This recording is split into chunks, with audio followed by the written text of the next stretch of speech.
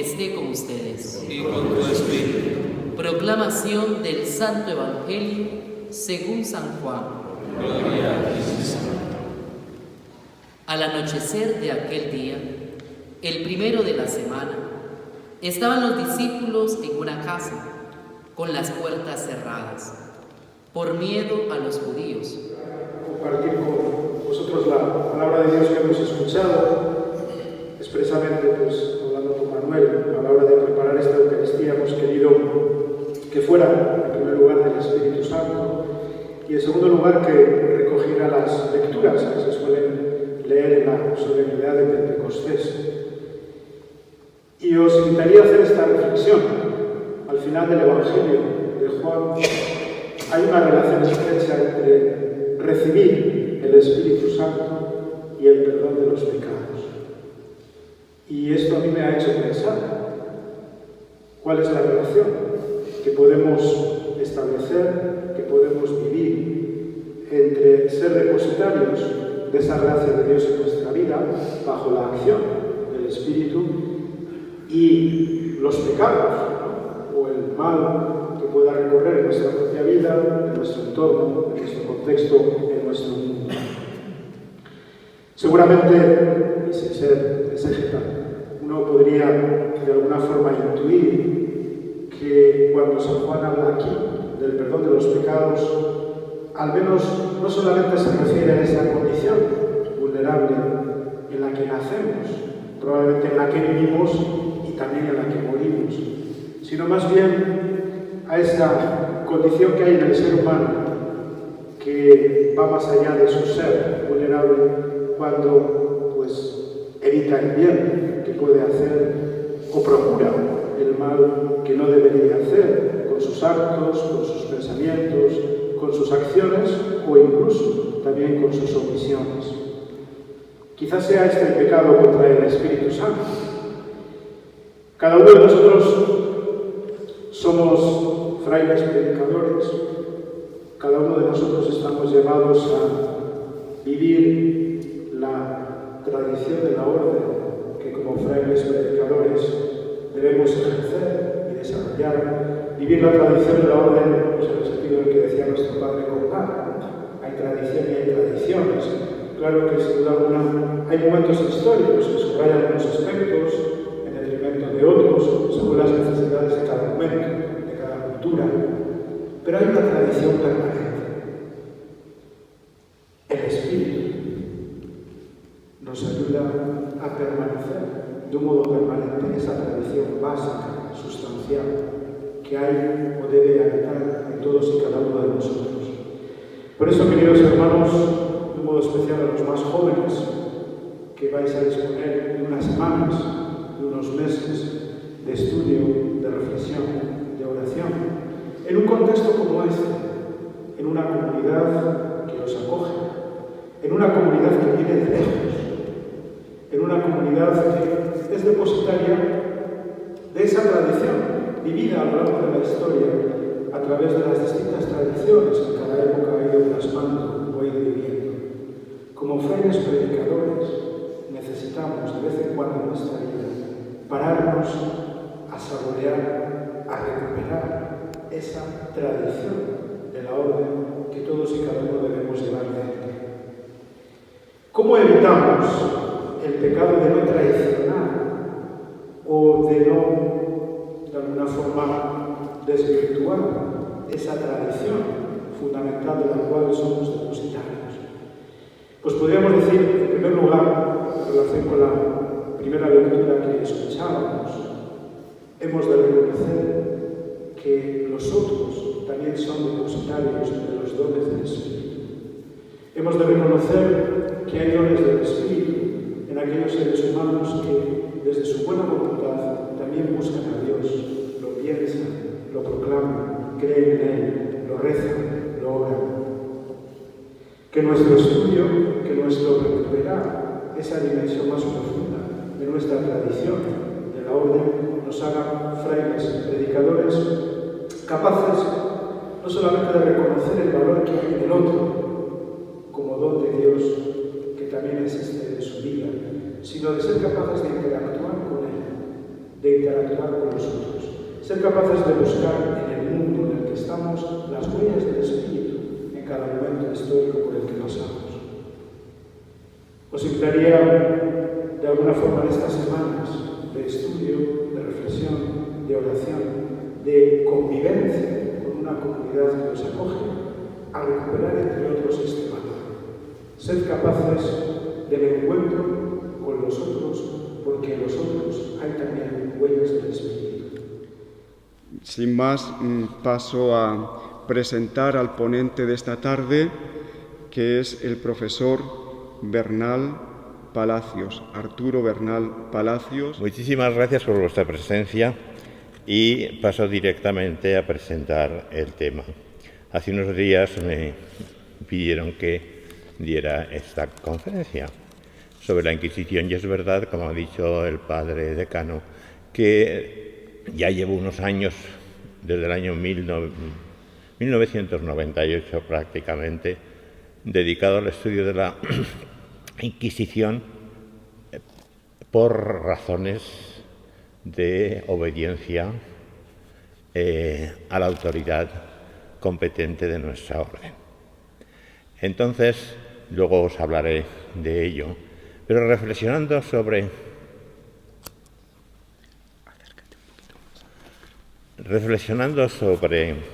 esta charla, pues el otro día, leyendo la prensa, un autor en un periódico de amplia tirada y de fama en España, en un artículo histórico comenzaba así: todos nosotros sabemos que la Inquisición de los Reyes Católicos persiguió en primer lugar a los judíos y después a los musulmanes y protestantes. Y decía todos, nos incluía a todos en su ignorancia. ¿Por qué? Porque la Inquisición, el sujeto u objeto de la Inquisición, es el cristiano bautizado. Y la Inquisición nunca ha perseguido a los no cristianos. Esto, os lo explicaré después, fue un gran principio de Inocencio III antes de que se instituyera la Inquisición por Gregorio IX, la Inquisición pontificia. Entonces me di cuenta, y luego escuchando y recordando mi propia vida, que hasta que yo llegué a Roma y por diferentes motivos, tanto del Vaticano como de la Curia dominicana, tuve que encargarme de los estudios de la Inquisición, pues yo tampoco sabía mucho de la Inquisición. Sabía lo que se llama proceso inquisitorial en el derecho, pero no más.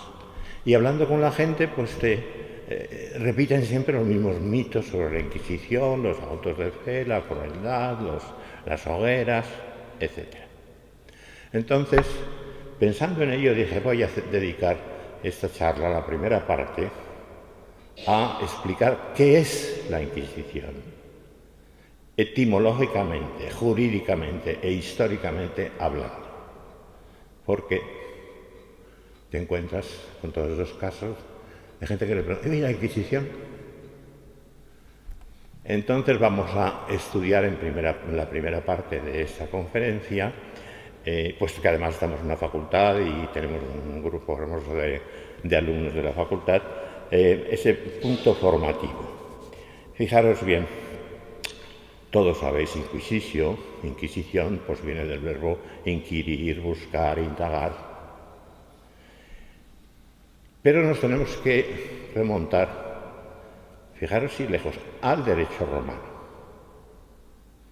En el derecho romano, especialmente en dos de las obras del Corpus Juris Civilis, que como sabéis se compone de 4 obras, el Digesto, las instituciones o institutos de Justiniano, el Código de Justiniano y las novelas o novellae en sus 2 series, griega y latina.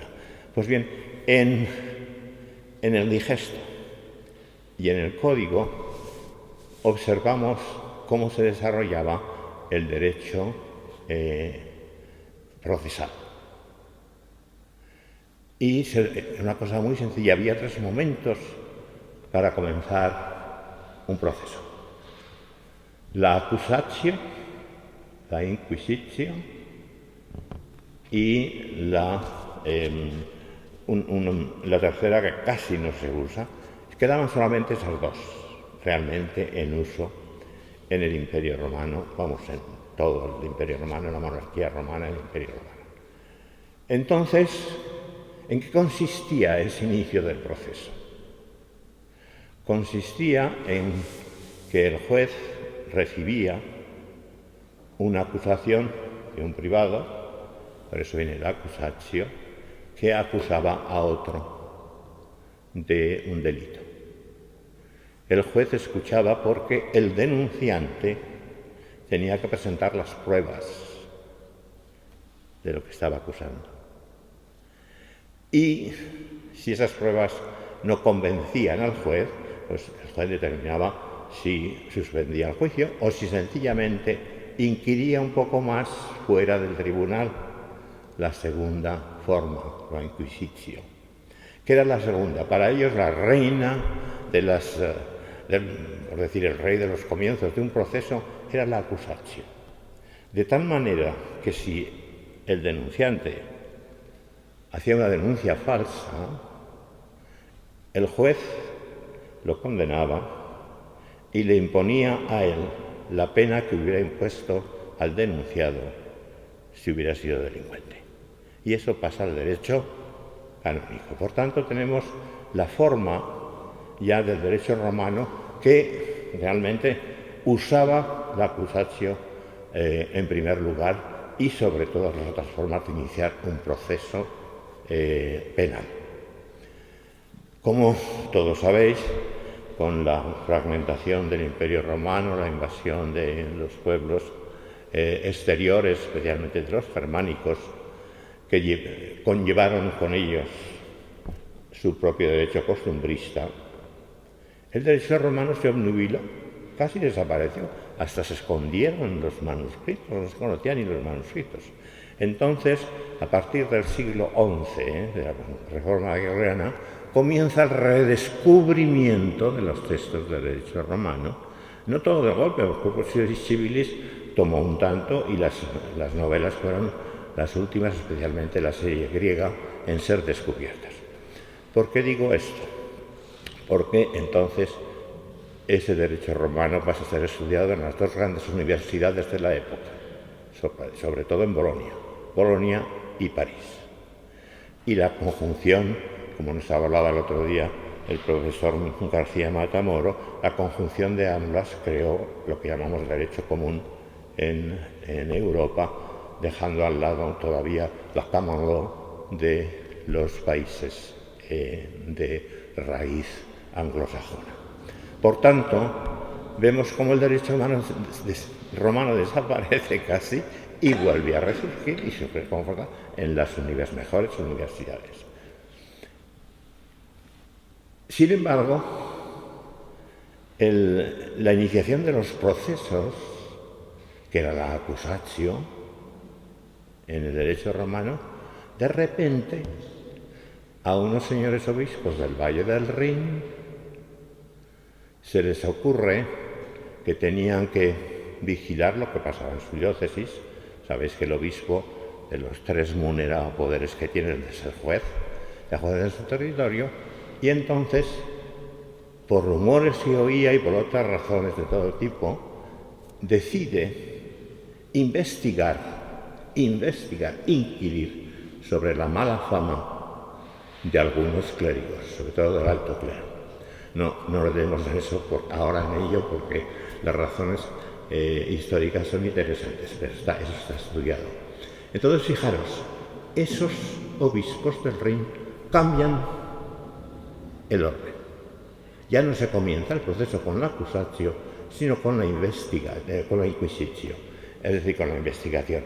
Entonces, el juez es además agente, es decir, no está ahí sentado esperando a que venga un denunciante, sino que él actúa, investiga, o lo hace directamente él, o lo hace por su delegado. Por tanto, el derecho romano ahí cambia.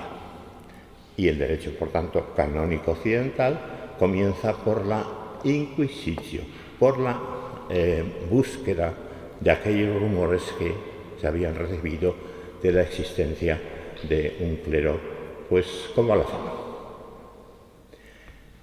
Fijaros que es muy importante ese paso, porque en ese momento el juez es activo y delega, si es necesario, en otros investigadores, inquisidores, que van a estudiar el caso. Esos inquisidores, luego los veremos después en la Inquisición, pero esos inquisidores como figura pasa a todos los derechos occidentales. En Francia se llamarán procurateur du roi, en España se desdobla entre fiscal y juez de instrucción, aunque ahora hay voces que quieren unificarlos de nuevo. En Estados Unidos, de la common law, pero con influencia romana, tenemos el promotor fiscal o de la justicia, el district attorney.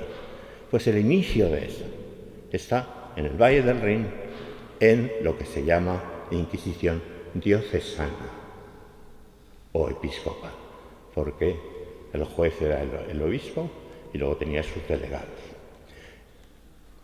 La razón que dan estos obispos es porque dicen que la inquisición es mucho más rápida y mucho más eficaz que la acusatio. En la acusatio tienes que esperar a que alguien venga a denunciar. En la inquisición tú vas a buscar el problema. Tuvo tal éxito que, aunque en aquellos tiempos no existía Internet, las noticias volaban en la Edad Media. Eso los historiadores lo habéis podido comprobar.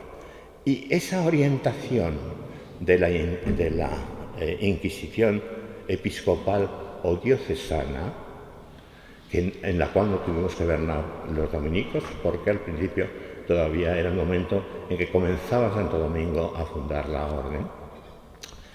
Entonces fue descendiendo, en cuanto a su aplicación geográficamente, hacia zonas más al sur.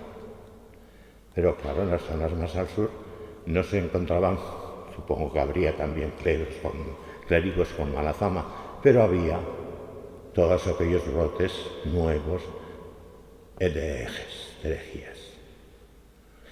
Entonces, si había que luchar contra la herejía o predicar la verdad entre los herejes, habría que hacerlo también con un sistema parecido al diocesano, pero totalmente distinto, porque ya llegamos a un terreno y a una época en que el juez, ¿quién será? El sumo pontífice, que delegará. Por eso se llama Inquisición papal delegada. Y claro, era muy grave también el problema, porque había que definir el concepto de herejía, el concepto de delito herético y la persona que era objeto de esa Inquisición. Fijaros en la distinción ya. Se va a convertir en papal, pontificia, y la finalidad no será el ver la mala fama de algunos personajes, sino tratar de entender quién era hereje y cómo era hereje. Por eso os dije que ese artículo que leí hace unos cuantos días, pues realmente iba contra las enseñanzas de Inocencio III, que fue un gran papa, de una gran inteligencia, que fue el que hizo el paso de la Inquisición diocesana a la Inquisición pontificia. Entonces, como os digo, hubo que definir lo que era herejía, pero la herejía no se persigue, lo que se persigue es al hereje. Entonces había que determinar quién era el hereje y se determina 3 condiciones fundamentales. Que sea cristiano, de ahí que no se puede perseguir a quien no sea cristiano, que se adhiera a una doctrina herética y que sea pertinaz. Alguna otra condicioncilla anda por ahí, pero esas 3 las establece claramente Inocencio III. Y llegan hasta el final de la Inquisición en el siglo XIX. Entonces, en esta Inquisición, Inocencio III habla de esos delitos lese divinitatis, que cambia totalmente la cosa. Inocencio III, que luego explicará todo esto y lo llevará al Concilio IV de Letrán de 1215, establece también otros puntos que interesa conocer, porque ya se mantienen hasta el final de la Inquisición. En primer lugar, la formación de los jueces y de los inquisidores, porque al final del periodo de la Inquisición diocesana, pues hubo unos escándalos tremendos de corrupción. Es decir, algunos inquisidores realmente fueron crueles y terminaron siendo ellos, objeto de la crueldad. Entonces, el problema era la formación de los jueces y de los inquisidores. Cuando montamos el primer seminario en Roma sobre la Inquisición, pues invitamos, casi todas las personas que voy a citar vinieron en un momento u otro al Instituto Histórico de la Orden a participar. Entonces, cuando invitamos al padre Richard Schenck, originario de California, pero que hasta el 2009 ha sido rector de la Universidad Católica de Ingolstadt, inmediatamente me escribió que vendría. Es un hombre que conoce muy bien la historia de la filosofía y la teología medieval. De hecho, publicó la edición crítica del comentario a las sentencias en dominicano e inglés, que se llamaba Robert Kilburry, en la Universidad de Múnich. Ya no sé si decir München, Múnich o Múnich. ¿Qué me dijo? Me dijo algo que me llamó muchísimo la atención. Me dijo: la banalidad del mal en la Inquisición medieval consiste en la ignorancia o la insuficiencia de los conocimientos en los jueces, pero sobre todo en los inquisidores. Y tenía razón. Inocencio III lo vio enseguida y también habla de ello. Luego Inocencio III introdujo otra cosa que a nosotros, pues, con esa mentalidad de hoy, no nos suena tan bien, pero él suspendió las ordalías de los juicios medievales, de ordalías del agua y del fuego, e introdujo la tortura en los procesos de heretice pravitatis, porque él creía que era el mejor modo de conseguir la confesión del reo. Con una condición: que esa tortura no llevase al derramamiento de sangre, de ninguna manera. Se mantiene hasta el final de la Inquisición en el siglo XIX. Y por eso, os voy a poner otro ejemplo que llama la atención y que hace falta saberlo. En el siglo XX y también casi en nuestros tiempos hay un afán museístico de poner en museos todo lo que existe en ciertas instituciones, en vez de guardarlas en los sitios para los cuales habían sido creados o pintados o esculpidos, pues los reúnen en museos. Y han surgido los museos de la Inquisición. Ya el título Museo de la Inquisición ya no es concreto, porque las Inquisiciones, como yo os dije, y ahora repito, está la Inquisición primera diocesana, después viene la Inquisición medieval, luego la Inquisición romana y la Inquisición española, portuguesa y americana. Y la Inquisición civil, es decir, los estados civiles, y sobre todo los más centralizados, por no decir dictatoriales, usaron la Inquisición. Era un instrumento en sus manos fantástico para controlar la disidencia.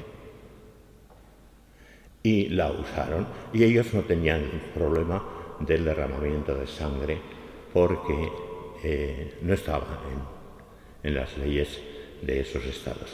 Por tanto, refiriéndome a ese museo de la Inquisición, yo he visitado algunos que no distinguen y te encuentras ahí todos esos artefactos de tortura. Entonces no distinguen entre los diferentes artefactos. Los hay que son para la tortura y la tortura bien considerada, pero los hay que llevan consigo por la propia estructura del artefacto el derramamiento de sangre.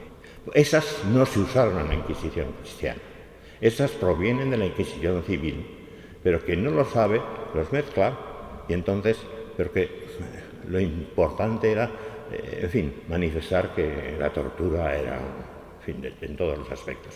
Y os voy a dar otro ejemplo que también es interesante, es el ejemplo de los autos de fe.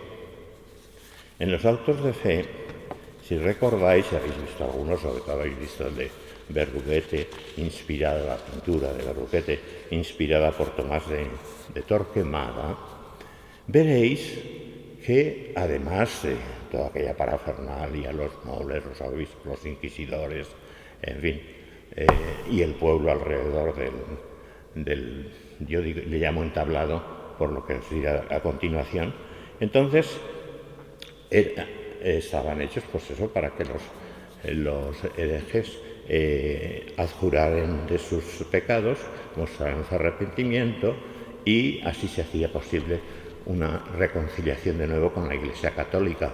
Y aparecen en esas pinturas, aparecen allí en esa tabla, o sea, ese entablado, para que lo vea también el pueblo de alrededor, aparece pues el fraile con su capucha. Los muchos inquisidores pues corrían peligro, entonces no mostraban sus caras fácilmente. Eso lo vemos en los autos de fe pintados, pero hay algo más. Ese entablado para que la gente los conociera y los viera y viera cómo se arrepentían o cómo iban a ser condenados, aparecen esos autos de fe con instrumentos de tortura y de muerte, con la horca, el robo, que no fueron así, pero claro, en la estructura de la pintura y para realmente, y en algunos de ellos hasta está la hoguera delante, o con un hereje quemándose o preparada para quemar. Tampoco estaba la hoguera en los autos de fe. Cuando había una sentencia de derramamiento de sangre, el inquisidor pasaba la nota al poder civil, y eso ya lo estableció Inocencio III, que tomaba desde entonces el asunto entre sus manos y se llevaban a los presos a otro sitio en donde los quemaban o los ahorcaban, dependía del tipo de condena que habían tenido. No se hacía la parte de derramamiento de sangre, no se incluía en el auto, en la estética del auto de fe, que sin embargo los pintores, claro, para dar la importancia y de todo lo que conllevaba en situ y fuera, lo ponían todo junto. Eso es interesante también, y todo es un efecto de esa determinación de Inocencio III de que no se podía derramar sangre, una deducción de un camino por otro, pero en fin, para que veáis cómo Inocencio III fue realmente el que estructuró la Inquisición. Esos detalles son por tanto importantes, pero el más importante, como os he dicho antes, es que los sujetos de la Inquisición han tenido que recibir el bautismo, tienen que ser cristianos. La Inquisición no persigue a nadie que no sea cristiano. Entonces, ese ejemplo de cuando decía los reyes católicos persiguieron a los judíos, no, persiguieron a los judaizantes, es decir, a los judíos convertidos, que luego regresaban o eran judaizantes en secreto. Y lo mismo con los casos de los musulmanes, los protestantes no directamente de acuerdo con sus creencias. Por tanto, fijaros bien, los relapsos, es decir, los reincidentes en esos autos de fe, eran relajados, como digo, al brazo secular, es decir, entregados a los tribunales reales, que eran los encargados de pronunciar la sentencia de muerte. La sentencia de muerte no la pronunciaba el inquisidor. La Inquisición era un tribunal eclesiástico y no podía condenar a la pena capital. Y de conducir el brazo secular, conducía a los reos al lugar, fuera del lugar del auto, al lugar donde iban a ser quemados, estrangulados previamente si eran penitentes y quemados vivos si eran impenitentes y reincidentes. Pero en fin, es decir, no habían reconocido su herejía o no se habían arrepentido. El auto de fe que se realizaba discretamente en las dependencias de la Inquisición se llamaba el autillo de fe. Pero en fin, esto lo dejamos, y lo que quería insistir es cómo Inocencio III pasa de la Inquisición diocesana o episcopal a la Inquisición pontificia. También con la Inquisición, los inquisidores, objeto de la Inquisición, forma de la Inquisición, no entró en todo el proceso, porque hay otro dato también que es importante, sobre todo para los juristas. El proceso era secreto,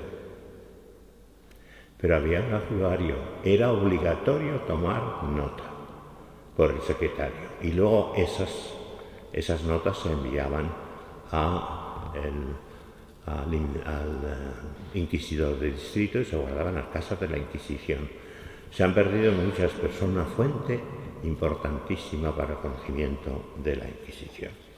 Por tanto, ese paso importantísimo lo dio Inocencio III, y quien lo confirmó fue Gregorio IX, con el cual colaboró nuestro San Raimund de Peñafort en la compilación de las decretales de Gregorio IX, pero fue el que realmente instituyó la Inquisición, en 1231 en Lombardía y en 1234 en Languedoc, 13 años después de la muerte de Santo Domingo. Por tanto, el que la instituyó, pero quien le dio forma, fue Inocencio III. Y por eso interesa, cuando se habla de la Inquisición, recurrir al Concilio IV de Letrán, en el cual Inocencio III presentó toda una serie de cosas sobre la Inquisición, nuestros principios importantes. Y entonces, a partir de ahí, estamos en la Inquisición medieval. Inquisición medieval, luego hablaré de ella, es decir, la Inquisición de los que va hasta el modernismo o los tiempos modernos, es decir, hasta finales del XV, principios del XVI. Tanto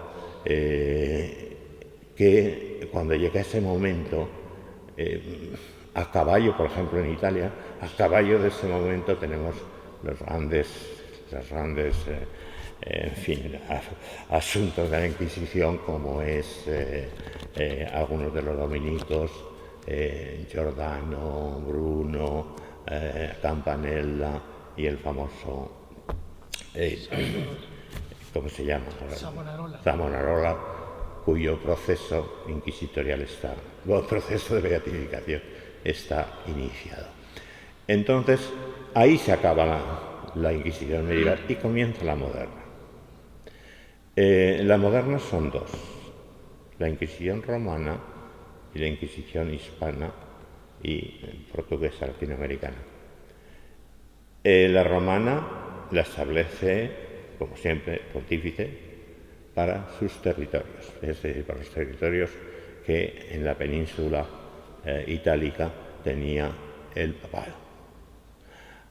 A veces algunos de lugares adláteres, sí, pero esa es la Inquisición, sobre la cual volveré después, si tenemos tiempo, la romana.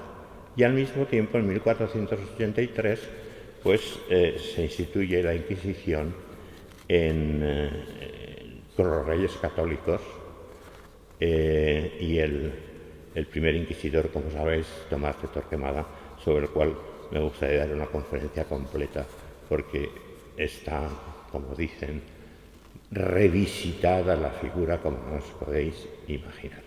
Pero en fin, tampoco tenemos tiempo. En el inicio de la de la Inquisición hispana, portuguesa y latinoamericana tienen un problema serio.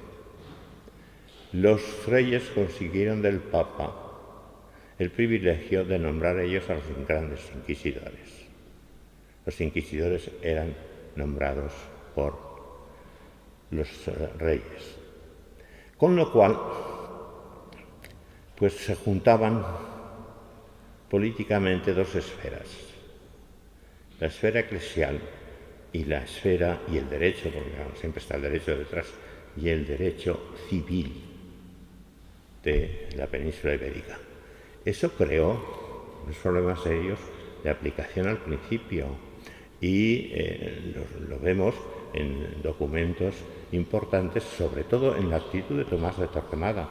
Tomás de Torquemada, que fue el gran inquisidor que más tiempo estuvo en el poder, tuvo que dedicar a la Inquisición 4 instrucciones voluminosas e importantes para poner orden en esa concordancia entre las dos esferas, la civil y la religiosa. Pues bien, ¿veis? Tenemos la Inquisición episcopal, luego tenemos la Inquisición medieval, luego tenemos las modernas, que son la Inquisición romana y la Inquisición española, portuguesa y latinoamericana.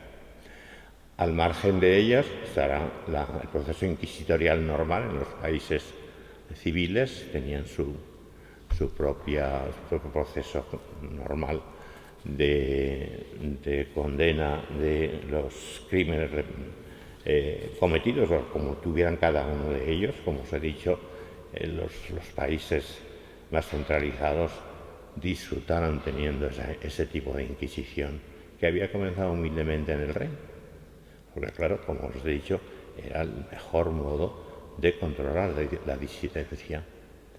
Y no solamente la disidencia, sino también los alborotadores, los rebeldes y además los casos de venganza personal, que algunos utilizaron ese sistema para alcanzar la venganza que no podían alcanzar por otros medios. Sobre estas inquisiciones civiles, la verdad es que la bibliografía es bastante escasa. Ha sido un campo en el cual, por lo que sea, en nuestros países europeos, pues no hay grandes estudios sobre el tema. Y seguro que hay fuentes, porque claro, todo eso quedaba también por escrito. Pero en fin, ya tenemos todas esas inquisiciones. Y tenemos además, después, las inquisiciones de ciertas iglesias cristianas, que no eran las católicas, como la calvinista, y la de los husitas en Eslovaquia y Chequia. Y tenemos también dentro de esas inquisiciones un apartado especial, que es la persecución de las brujas, donde se une la Inquisición católica o cristiana con toda una serie de tradiciones oscuras, tremendas, de una sociedad alemana del norte, donde también formaba parte de la Inquisición, pero la nuestra es la que les he dicho: Inquisición medieval, Inquisición romana, Inquisición hispana, portuguesa. Por tanto, ya conocemos mejor qué fue la Inquisición, y así no podremos cometer errores como de ese periodista, ¿no? Que además nos incluían a todos en su ignorancia. Todos sabemos. Entonces, una vez que he dicho esto, vamos a entrar en el tema, me hablaré rápidamente, los dominicos y la Inquisición. Y no puedo detenerme en todo, pero voy a dar puntos principales en cada una de las inquisiciones. La Inquisición medieval es fundamental. Decía el profesor Villet, un hombre encantador, ya yo lo conocí muy mayor, y gran conocedor de la historia del Midi, de la Francia, de Languedoc. Y me decía, y lo escribió en algunos de sus artículos, cito de memoria, l'Inquisition a joué un rôle central dans la création de l'image que les dominicains se sont donnés d'eux-mêmes. Es decir, la Inquisición tuvo tal influencia en la vida de los dominicanos o de los dominicos que influyó tremendamente en la propia imagen que nosotros nos dimos como maestros de la verdad. Y fijaros bien, ese principio es importantísimo, porque durante tiempos, hasta muy recientemente, se decía, desde el siglo XIV, se decía que Santo Domingo había sido el fundador de la Inquisición y el primer inquisidor. Se lo podéis ver en un libro publicado aquí en San Esteban, el libro de Roquebert, Saint-Dominique, la leyenda noire, el de Santo Domingo, la leyenda, que creo que lo publicasteis aquí en el 2008, o no recuerdo la fecha. Clarísimamente lo dice que no es verdad. Pero quien nos dio el argumento fundamental fue un profesor joven, simpaticísimo, que también vino a nuestras reuniones cuando era doctorando. Ahora es profesor de la Universidad de Jacksonville, en Alabama. Y él nos dijo, él había estudiado bastante toda la literatura española, no solamente la herética, y había estudiado los manuscritos de Diogo do Rosario, el Flos Santorum, que fue una especie de enciclopedia de santos que tuvo una gran difusión. Diferentes transcripciones y luego diferentes ediciones y hasta traducción. Pues bien, él descubrió que en los manuscritos, en todos los manuscritos de Flos Santorum anteriores al siglo XIV, no aparece el inciso de que Santo Domingo fue el creador y el primer inquisidor. Aparecen en los manuscritos a partir del siglo XIV, lo cual quiere decir que los dominicos nos confirmamos con ello y ya a partir de entonces se convirtió como tesoro común de la orden. Pues no era verdad. Es decir, Santo Domingo no fundó la Inquisición, ni Santo Domingo fue el primer inquisidor, porque la Inquisición en Languedoc, instituida por Gregorio IX, es de 1234, por tanto, 12 años antes de la muerte de Santo Domingo, que murió en el 1221. Pero en esa Inquisición medieval sí que realmente tuvimos una participación muy importante sobre todo desde un punto de vista, es decir, de organizar jurídicamente los procesos inquisitoriales, es decir, de crear manuales de la Inquisición. Y el primero que se hizo, quitando unos pequeños que surgieron o se han encontrado recientemente en Italia por un profesor nuestro que enseñó en el Angelicum, Andrea Herrera. Quitando eso, tenemos el famoso Manual de Inquisidores de Bernard Guy, que Bernard Guy no fue el personaje que nos muestra en la película El nombre de la rosa, que aparece ahí en un carromato de noche entre la niebla y las nubes, como si fuera un personaje casi del infierno.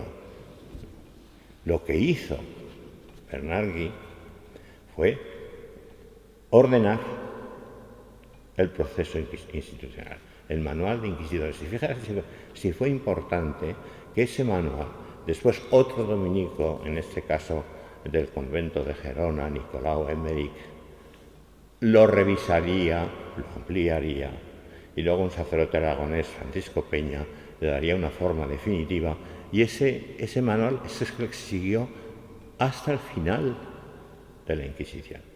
Por tanto, la aportación de Guy y de Emmerich es importante para la organización de la Inquisición medieval.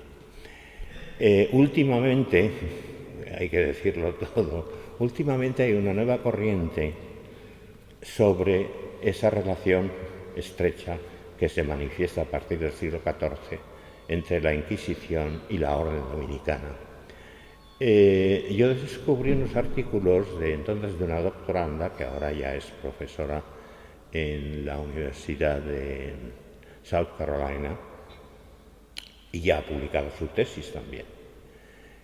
Ella nos decía, dice, es verdad que Santo Domingo no fue fundador ni fue el primer inquisidor, pero también es verdad que los fines de la Orden Dominicana, predicación de la verdad, sobre todo en los sitios donde más necesario fuese, está muy relacionado con la finalidad de la Inquisición, que era preservar también la verdad.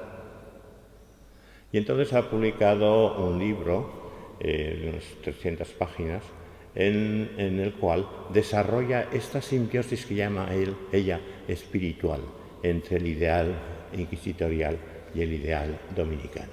Es un libro que estaría mal tenerlo, no está traducido, como tampoco el de Prudlow, el que os he citado antes, que ha publicado, además de su tesis sobre, porque su especialidad era San Pedro Mártir, San Pedro de Verona, ha publicado un libro titulado The Martyr Inquisitor, His Life and His Cult. Tampoco se ha traducido. Sería importante porque son libros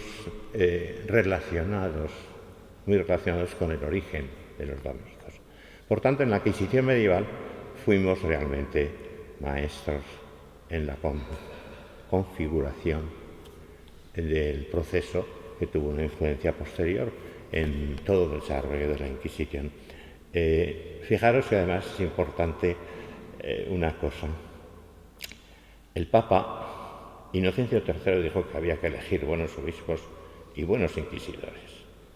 Entonces, el Papa Gregorio IX decide que entre los seculares no había gente preparada, que eran los dominicos y los franciscanos los que realmente estaban preparados para poder ser inquisidores.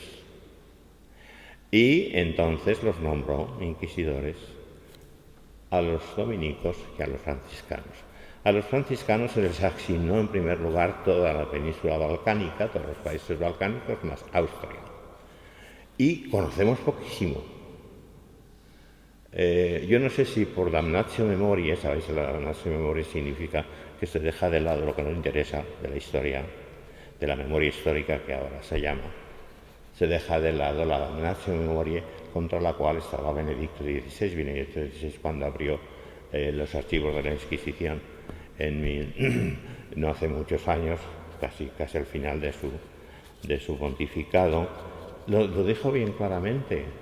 Dijo, no tenemos miedo, como había dicho León XIII, a que se publiquen los textos, porque tenemos que conocer la historia, cómo fue, las cosas que no debemos repetir y las cosas que nos pueden ayudar. La damnatio memoriae es inaceptable, es decir, como no me interesa, en fin, no es solo para tal, lo retiro.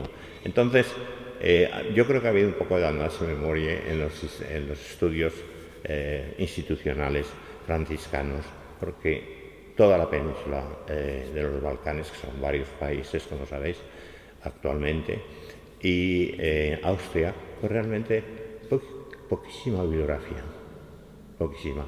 Entonces, hace unos años, imitándonos a nosotros, gracias al profesor Grado Merlo de la Universidad Civil de Milán, pues intentaron montar un seminario como el nuestro en Asís. Se montó. Y entonces, pues se montó ese seminario, se publicaba un primer tomo de unas 600 páginas y ya no más.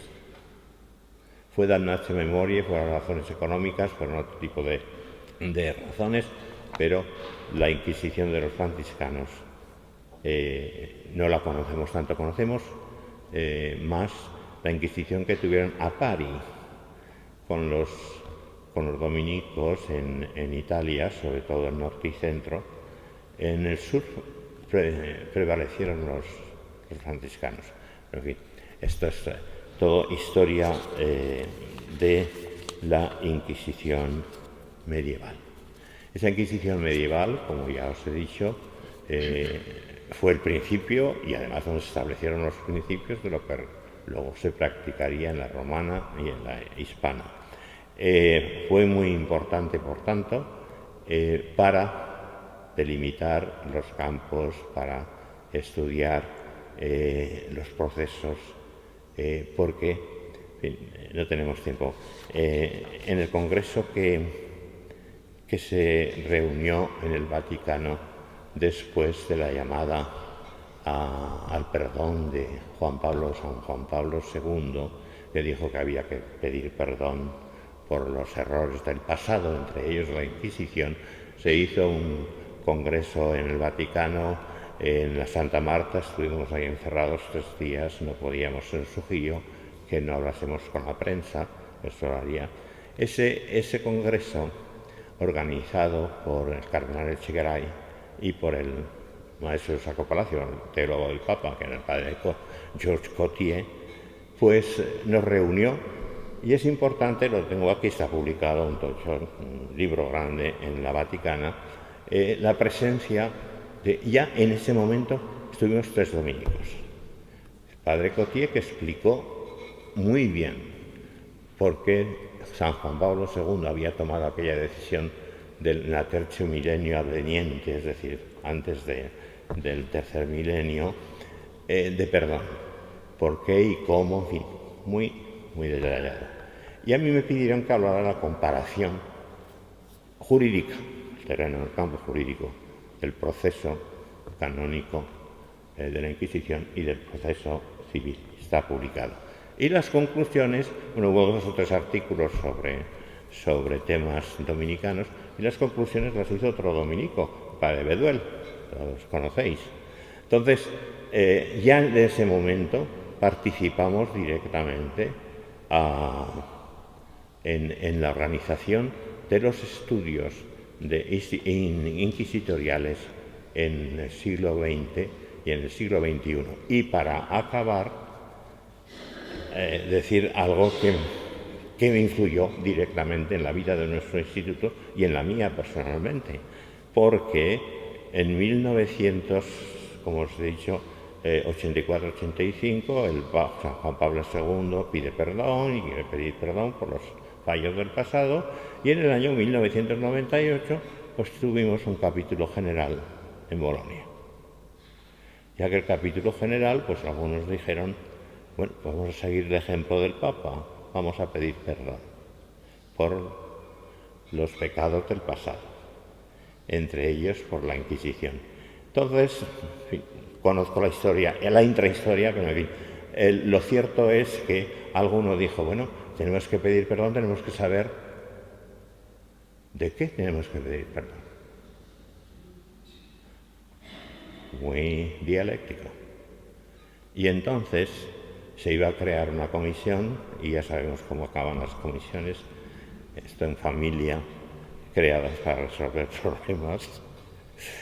Y otro tuvo la buena idea, dijo, pues si tenemos un instituto histórico, encarguemos al instituto histórico. Bueno, pues ahí. Entonces ahí nos cayó, tuvimos que organizamos 4 reuniones, en fin, seminarios internacionales, eligiendo a las personas. Se han publicado las actas de 3 de ellos. Podéis ver que hay un montón de artículos en cada uno con los mejores especialistas que pudimos encontrar. El 4, que estará dedicado a la Inquisición en el arte, en la literatura, en la cinematografía, en fin, dominicos y la Inquisición. Ese lo tuvimos, fue un éxito, pero no ha sido publicado. Entonces, por eso decía que esa decisión fue importantísima para mí, para conocer más la Inquisición y para el Instituto Histórico de la Orden, para reflexionar. En cada uno de los tomos están las conclusiones que en el primer tomo las hice yo personalmente con otros.